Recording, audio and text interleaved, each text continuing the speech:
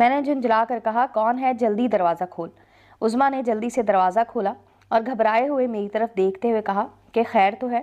میں جلدی سے اندر داخل ہوا اور لمبا سانس کھینچ کر چھوڑتے ہوئے بولا کنڈی کیوں لگائی تھی؟ عظمیٰ حیران ہو کر میری طرف دیکھتے ہوئے بولی کیوں لگائی تھی کا کیا مطلب؟ گھر پر اکیلی تھی اس لیے لگائی تھی، مگر تمہارے رنگ کیوں اڑے ہوئے ہیں اور سانس کیوں چڑھا ہوا ہے؟ میں کھسیانہ سا ہو کر خود کو سنبھالتے ہوئے بولا کچھ نہیں، چوک سے بھاگ کر آیا ہوں اس لیے۔ عظمیٰ حیران ہوتے ہوئے بولی چوک سے بھاگ کر آئے ہو وہ کیوں؟ میں نے جھنجھلا کر کہا ویسے ہی، تم کیوں پولیس والوں کی طرح تفتیش کرنے بیٹھ گئی ہو؟ میں چارپائی پر بیٹھتے ہوئے بولا امی نسرین اور نازی شہر گئی ہیں۔ عظمیٰ لاپرواہی سے بولی مجھے پتا ہے۔ میں نے کہا واہ، یعنی کہ تم جان بوجھ کر نہیں گئی؟ میں نے کپڑے دھونے تھے اس لیے آئی ہوں۔ اتنے میں عظمیٰ رونے لگی۔ عظمیٰ اپنے آنسو صاف کرتے ہوئے بولی یاسر میں کیا کروں، میں روز مرتی ہوں، ہر وقت مجھے اس واقعے کی یاد دلاتا رہتا ہے۔ بھول جاؤ سب۔ عظمیٰ میری بات کاٹتے ہوئے بولی کیسے بھول جاؤں؟ یہ مجھے پتا ہے کہ میں سانس بھی کیسے لے رہی ہوں۔ میں تو خودکشی بھی نہیں کر سکتی کہ میرے ماں باپ کی بدنامی ہو جائے گی اور وہ جیتے جی مر جائیں گے۔ مجھے وہ واقعہ یاد آتا ہے جو مجھے اندر ہی اندر کھائے جا رہا ہے۔ میں نے کہا عظمیٰ تم خود کو سنبھالو، دیکھو میں ہوں نا، میں ان کو ایسا سبق سکھاؤں گا کہ ان کی آنے والی نسلیں بھی یاد رکھیں گی۔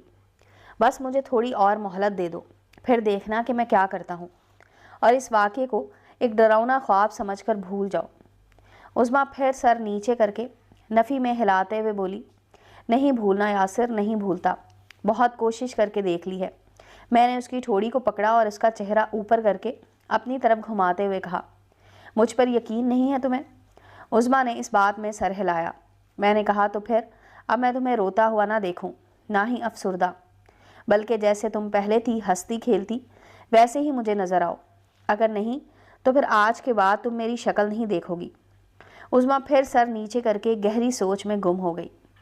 میں نے کچھ دیر اس کے بولنے کا انتظار کیا اور پھر اٹھتے ہوئے کہا ٹھیک ہے عظمیٰ، پھر میں یہی سمجھوں کہ تمہاری نظر میں میری کوئی اہمیت نہیں ہے، میں چلتا ہوں۔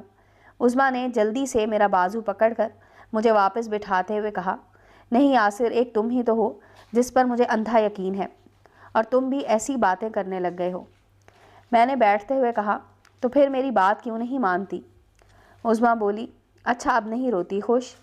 میں نے کہا صرف رونا ہی نہیں، افسردہ رہنا اور خود کو یوں ملنگنی جیسا بنائے رکھنا بھی ختم کرو، اور مجھے پہلے والی ہنستی کھیلتی عظمیٰ چاہیے۔ ٹھیک ہے، جیسے تم کہو گے میں ویسا ہی کروں گی، مگر میری ایک شرط سمجھ لو یا منت سمجھ لو۔ میں نے کہا کیا؟ عظمیٰ بولی تم نے ان لوگوں کے منہ نہیں لگنا، اوپر والا خود ہی ان کو سزا دے گا۔ میں نے کہا مگر؟ عظمیٰ میری بات کاٹتے ہوئے بولی اگر مگر کچھ نہیں، میں نے تمہاری ساری باتیں مان لی ہیں نا، تم میری ایک بات نہیں مان سکتے؟ میں نے مسکراتے ہوئے کہا چلو ٹھیک ہے، میں ان کے منہ نہیں لگوں گا، مجھے تمہاری حرکتوں پر غصہ کم اور ہنسی زیادہ آتی ہے۔ عظمیٰ کا پرانا روپ دیکھ کر مجھے خوشی ہو رہی تھی اور بچپن بھی یاد آ رہا تھا۔ بچپن میں بھی ہم ایسے ہی لڑتے اور ایک دوسرے سے روٹھتے تھے۔ میں عظمیٰ کی طرف بڑی غور سے دیکھتا ہوا گہری سوچ میں گم تھا۔ عظمیٰ اکیلی ہی بولے جا رہی تھی اور میں اسے دیکھی جا رہا تھا۔ کچھ دیر بولنے کے بعد عظمیٰ ایک دم میری طرف دیکھتے ہوئے خاموش ہو گئی اور بولی کیا ہوا یاسر، مجھے ایسے کیوں دیکھ رہے ہو؟ میری کوئی بات بری لگی ہے؟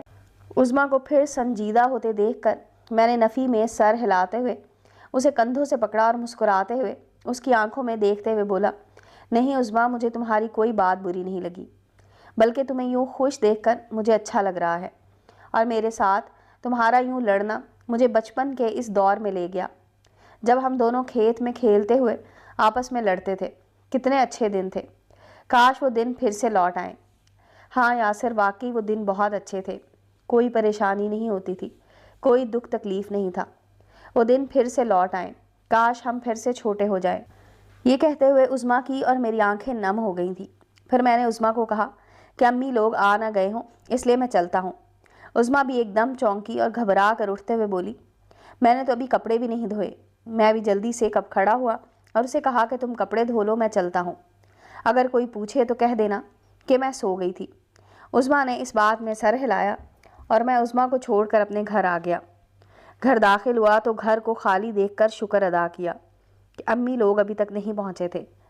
मैं दरवाज़ा खुला छोड़कर सीधा बैठक में गया और जाते ही बिस्तर पर लेट गया और कुछ ही देर बाद नींद ने अपनी आगोश में ले लिया। और फिर अम्मी की डांट से आंख खुली कि नवाब साहब की नींद पूरी नहीं होती।